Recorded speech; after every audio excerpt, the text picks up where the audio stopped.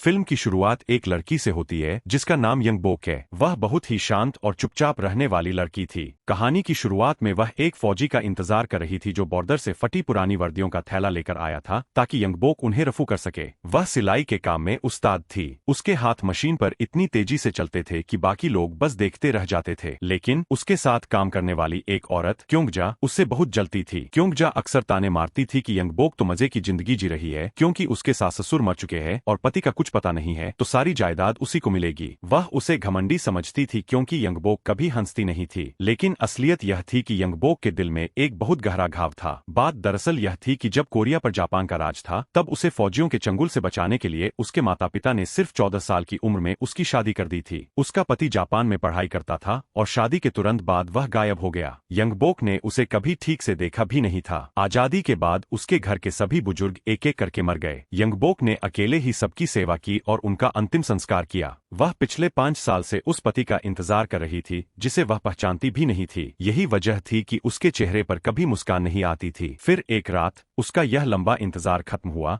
लेकिन बहुत ही दर्दनाक तरीके से। उसका पति सियोरिम घर वापस आया, लेकिन वह अकेला नहीं था। वह अपने साथ साचिको नाम की एक जापानी महिला को लाया था जो गर्भवती प्रेग्नेंट थी। यह देखकर यंगबोक के पैरों तले जमीन खिसक गई। वह अपने आंसू छिपाकर काम करने लगी, लेकिन उसके मुंह से अनजाने में पति शब्द निकल गया। यह सुनते ही सियोरिम ने उसे ठुकरा दिया। उसने साफ कह दिया कि वह इस जबरदस्ती की शादी को नहीं मानता और चाहता है कि यंगबोक घर छोड़कर चली जाए। इस बार यंगबोक ने अपनी चुप्पी तोड़ी। उसने बहुत गुस्से और दर्द के साथ अपने पति को बताया कि जब तुम नहीं थे तब मैंने ही तुम्हारे बूढ़े माँ बाप की सेवा की और इस घर को खंडहर बनने से बचाया। उसने साफ कह दिया कि घर की मालकिन होने के नाते उसका पूरा हक है और वह घर छोड़कर कहीं नहीं जाएगी। अगली सुबह यंगबोक ने एक कड़ा फैसला लिया। वह सीधे पति के कमरे में गई और उसकी नई जापानी पत्नी को उठाया। वह उसे साथ लेकर खेतों में गई और उसे कड़कती धूप में मिर्च तोड़ने का भारी काम करवाया। कल तक जो औरतें यंगबोक की बुराई करती थीं, आज वे भी उसके साथ थी क्योंकि उसके पति ने उसे धोखा दिया था। खेत में जब एक कीड़े को देखकर जापानी महिला डर गई और अपनी भाषा में चिल्लाने लगी तो यंगबोक ने उस पर पानी फेंका और कड़ाई से हुक्म दिया कि वह कोरियाई भाषा में बात करे। कहानी के अंत में हम देखते हैं कि इतना सब होने के बाद भी यंगबोक टूटी नहीं। दिन भर काम कराने के बाद वह अपने मालिक के पास गई और ज्यादा सिलाई का काम मांगा ताकि वह और पैसे कमा सके और अपनी जिंदगी अपने शर्तों पर जी सके।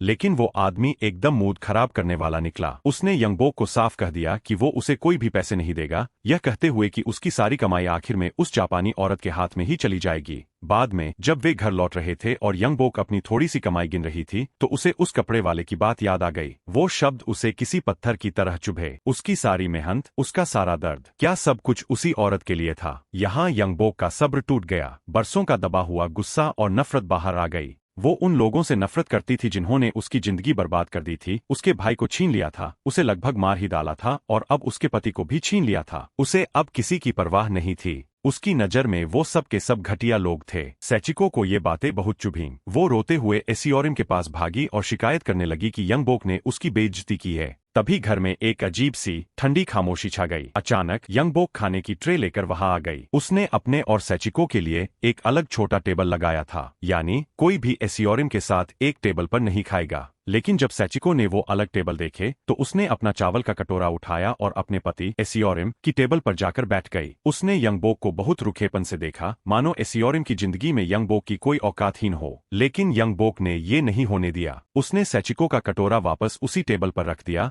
और जिद पर अड़ गई कि एसियोरिम के साथ कोई नहीं खाएगा। उस रात यंगबोक ने बाहर सोने का फैसला किया। उसे लगा यही सही है क्योंकि घर में सिर्फ 2 ही कमरे थे, एक एसियोरिम और सैचिको के लिए और दूसरा बिल्कुल उनके बगल में। वो रात भर उनकी बातें या आवाजें नहीं सुनना चाहती थी। थोड़ी देर बाद एसियोरिम बाहर आया। उसे यंगबोक के लिए बुरा लग रहा था। उसने उसे अंदर सोने के लिए कहा, लेकिन यंगबोक बहुत जिद्दी थी। उसने साफ कह दिया कि वो सैचिको के साथ एक छत के नीचे नहीं रहेगी। एसियोरिम ने उसे मनाने की बहुत कोशिश की, लेकिन यंगबोक पत्थर की तरह सख्त रही। उसके चेहरे पर एक शिकन तक नहीं आई।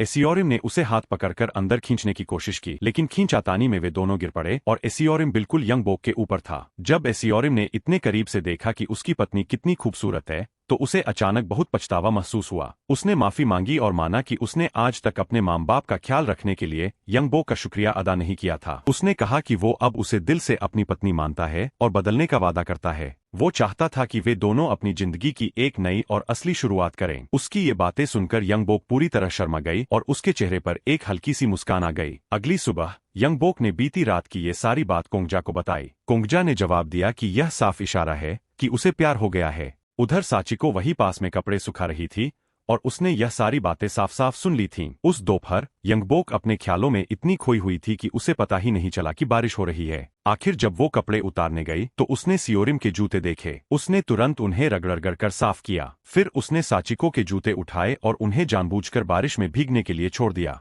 दोनों औरतों के बीच की दुश्मनी अब बढ़ती जा रही थी। सियोरिम ने माहौल शांत करने के लिए दोनों को कोरियन पढ़ना लिखना सिखाने की कोशिश की, लेकिन दोनों ने ही मना कर दिया।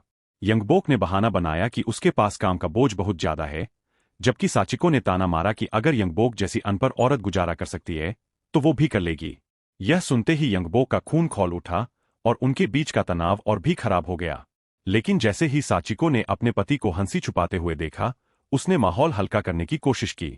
उसने गर्व से अपने नाम का मतलब समझाया, फिर अपने नाम का पहला हिस्सा और यंगबोक के नाम का पहला हिस्सा मिलाकर नया नाम बनाया, हिंगबोक, जिसका मतलब होता है खुशी।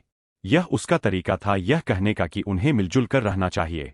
उस रात यंगबोक को नींद नहीं आई। उसने सियोरिम को बुरी तरह खांसते हुए सुना। वो तुरंत उठी और बोली कि उसे कुछ पी लेना चाहिए।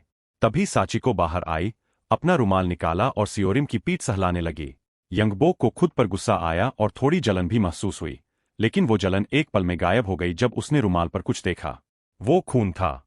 यह उसके लिए किसी बड़े सदमे जैसा था और उसका चेहरा देखकर लग रहा था जैसे वो अपने पुराने दर्दनाक अतीत में पहुंच गई हो। अगले दृश्य में यंगबोक सिसक कर अपने पति के खून से सने कपड़े धो रही थी। साचिको बाहर आई और उसे रोकने के लिए कहा। उसने शांति से कहा कि ये दाग अब नहीं जाएंगे, वो कई बार कोशिश कर चुकी है। यंगबोक भड़क गई और चिल्लाई कि साचिको बेवकूफ है, जिसे सही तरीका नहीं पता। वो एक अलग ही वहम में जी रही थी। उसे लग रहा था कि अगर वो ये दाग मिटा देगी तो किसी जादू से उसका पति फिर से ठीक हो जाएगा। यंगबोक को पता ही नहीं चला कि सियोरिम उसके ठीक पीछे खड़ा था। उसने बस इतना कहा कि काश वो वापस वैसा बन पाता जैसा वो 6 साल पहले था। फिर उसने एक ऐसी सच्चाई बताई जो यंगबोक पर बिजली बनकर गिरी। उसने बताया कि 6 साल पहले उसे टोक्यो में जेल में डाल दिया गया था क्योंकि वो एक ऐसे बुक क्लब का हिस्सा था जो कोरियन भाषा पढ़ता था। वहीं जेल में उसे टीबी, ट्यूबरक्यूलोसिस की बीमारी हुई थी। देश आजाद होने के बाद वो रिहा होकर घर तो आ गया, लेकिन अब वो मौत के करीब था। अगली सुबह जब साचिको पति के कपड़े सुखा रही थी, यंगबोक के अंदर गुस्से की लहर दौड़ गई। वो सीधा साचिको के पास गई और उसके चेहरे पर एक जोरदार थप्पड़ मारा। यंगबोक गुस्से से पागल हो रही थी। वो अपने पति की बीमारी के लिए जापानी लोगों को जिम्मेदार मान रही थी। वो चिल्लाई कि साचिको बस एक मनहूस रखेल है और उसने सारे जापानी लोगों को बुरा भला कहा। साचिको ने तुरंत जवाब दिया और साफ मना किया कि वो कोई रखेल नहीं है। लेकिन फिर उसका लहजा बदल गया। उसने यंगबोक से कहा कि वो उसका दर्द समझती है। उसने बताया कि उसने भी ऐसी ही कड़वाहट महसूस की है, ऐसी भावनाएं जिसने उसे कुछ गलत करने पर मजबूर कर दिया होता। उसने समझाया कि वो दोनों एक ही नाव में सवार है, दोनों एक ही आदमी के लिए लड़ रही है और वो सब कुछ कर रही है ताकि वो अकेली न रह जाएं। यह सुनकर यंगबोक बिल्कुल चुप हो गई। साचिको के साथ इतना बुरा बर्ताव करने के लिए उसे बहुत पछतावा हो रहा था। अचानक उसे बाहर से सियोरिम की आवाज सुनाई दी। पता चला कि वो उसके लिए एक साइकिल लाया था और कह रहा था कि उसे साइकिल चलाना सीखना ही होगा। उस शाम यंगबोक को एहसास हुआ कि साचिको घर पर नहीं है। एक अनजाने डर के साथ वो उसका नाम पुकारते हुए घर से बाहर भागी। आखिरकार वो उसे नदी किनारे मिली, जहां वो फिसल कर गिर गई थी और चोट लगने की वजह से चल नहीं पा रही थी। उनके बीच हुए उस भयानक झगड़े के बावजूद यंगबोक का पहला ख्याल उसे बचाने का था। उसे साचिको और उसके बच्चे की चिंता थी। साचिको ने यंगबोक के चेहरे पर चिंता देखी, उसका हाथ पकड़ा और अपने फूले हुए पेट पर रख दिया। उसने तसल्ली दी कि बच्चा बिल्कुल ठीक है और वो हमेशा लात मारता रहता है। 5 लंबे सालों में पहली बार यंगबोक के चेहरे पर एक सच्ची मुस्कान खिल उठी। उनका फिर से झगड़ा हुआ, लेकिन इस बार बात कुछ अलग थी। यह लड़ाई उनकी अनचाही दोस्ती की शुरुआत थी। यंगबोक ने साचिको को जमीन से उठाया और फिर उसे खुद जूते पहनाए। यह एक ऐसा इशारा था जो किसी भी शब्द से ज्यादा गहरा था। घर वापस जाते समय साचिको की नजर उस अंगूठी पर पड़ी जो यंगबोक हमेशा पहनती थी। पूछने पर यंगबोक ने बताया कि यह उसकी मां की निशानी है। और इसे देखकर उसे अपने परिवार के अच्छे दिन याद आते हैं। यह सुनकर साचिको का दिल भी पिघल गया।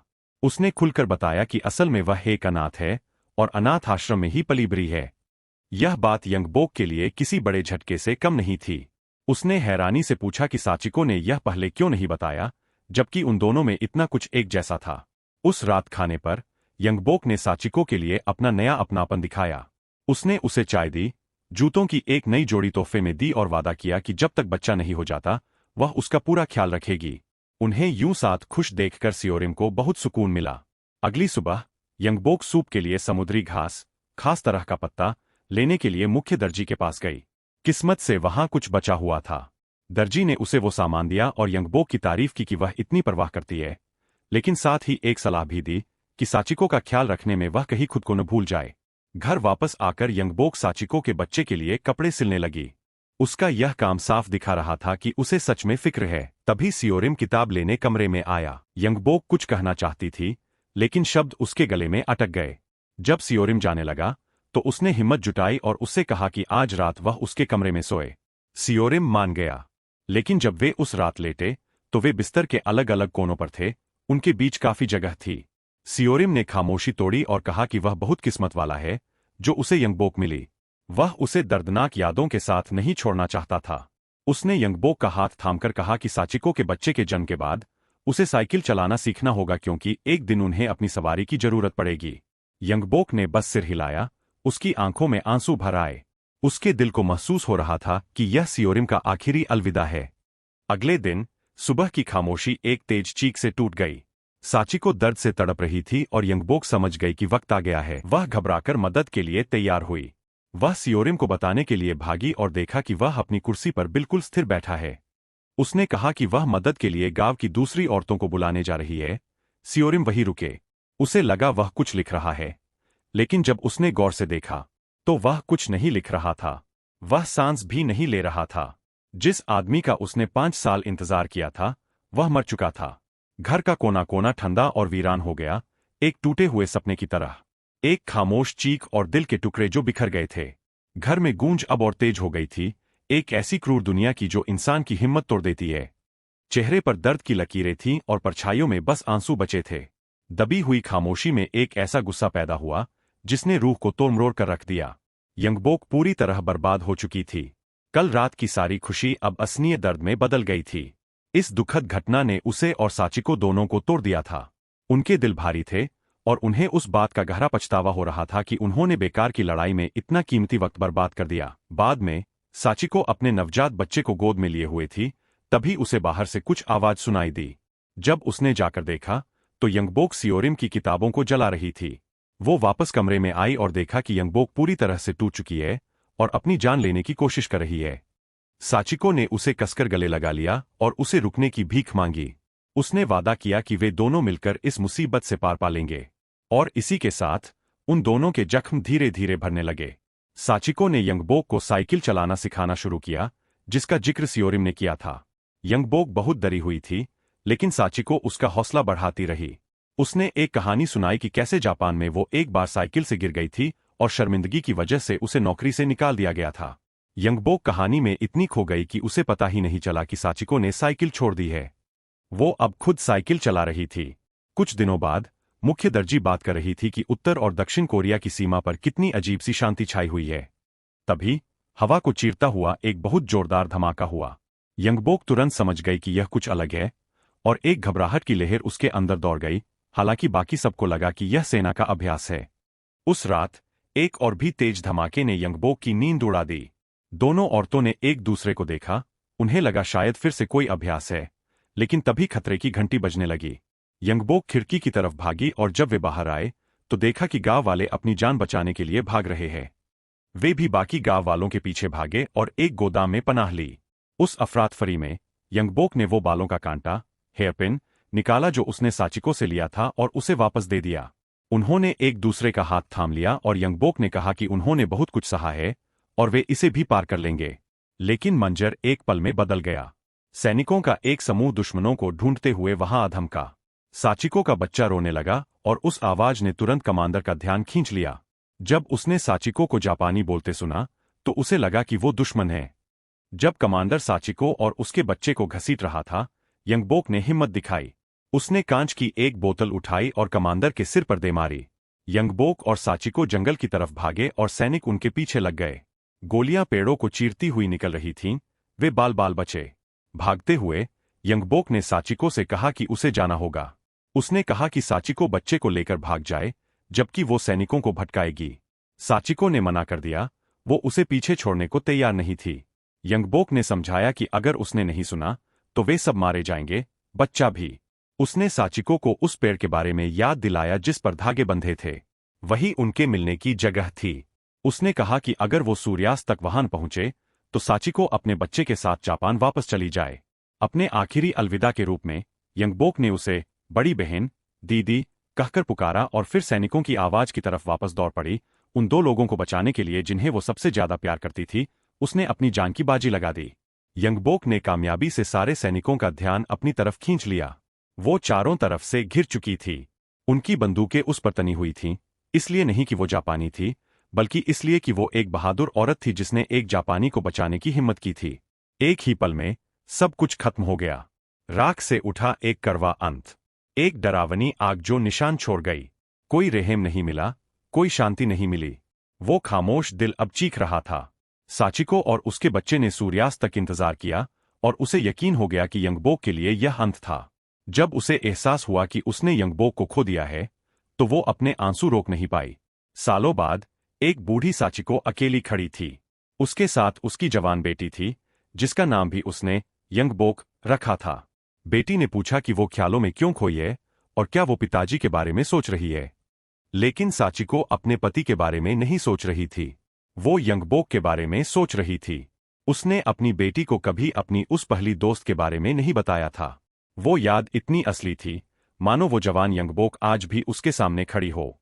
साचिको मुस्कुराई और उसने वो सुंदर ताबीज वाला हार थाम लिया जो यंगबोक ने उसे बहुत पहले दिया था, यह याद दिलाने के लिए कि उसकी खूबसूरत दोस्त की यादें आज भी उसके दिल में जिंदा है।